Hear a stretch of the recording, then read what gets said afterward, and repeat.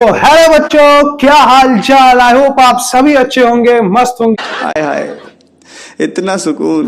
तो भाई अब रीनीट का आज हम लोग का डे 3 है और हम लोग फिर से मॉल कॉन्सेप्ट के पीवाईक्यू को लेके आए हैं। वे जल्दी बोल, कल सुबह पनवेल निकलना है जो 2026 के मोस्ट प्रोबेबल है।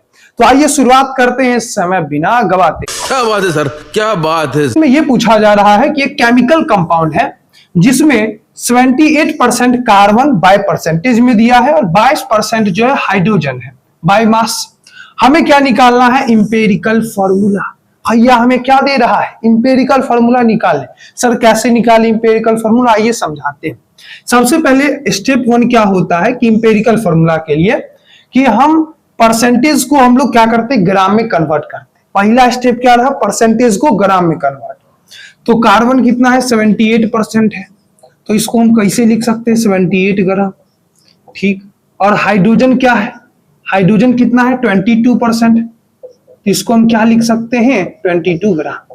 तो भैया पहला स्टेप क्लियर है। पहला स्टेप एकदम क्लियर है कि सर परसेंटेज को हमने ग्राम में कन्वर्ट कर दिया। चलिए दूसरा स्टेप में क्या करते हैं? सेकेंड स्टेप क्या है कि जो हमारे ग्राम आए हैं उसको हम मोलर मास से डिवाइड कर देंगे। अब जैसे कार्बन है 78 ग्राम डिवाइड बाय कार्बन का मोलर मास कितना होता है? 12 होता है। याद रखना मोलर मास 12 ग्राम। चलिए अब हाइड्रोजन है, हाइड्रोजन का 22 ग्राम बटा हाइड्रोजन का मोलर मास तो 1 होता है, तो 1 ग्राम।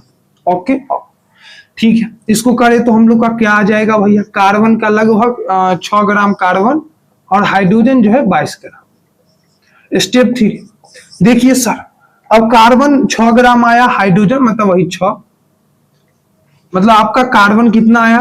6 आया और हाइड्रोजन कितना है? 1 आया, मतलब 22 आया।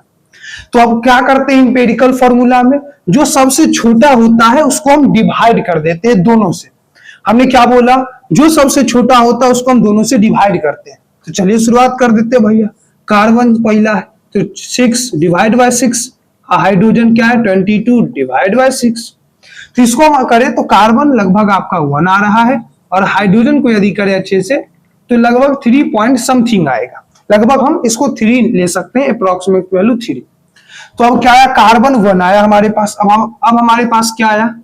कार्बन 1 आया सर और हाइड्रोजन 3 आया। तो क्या हम इसे इस तरह से लिख सकते हैं कि CH3। तो हमें ऑप्शन में दिया हुआ पहला ऑप्शन देख रहे हैं। भैया किस तरह का इंपेरिकल फॉर्मूला पूछ रहा है? सिर्फ स्टेप बाय स्टेप हमने फॉलो किया और आप आसानी से बना सकते हैं।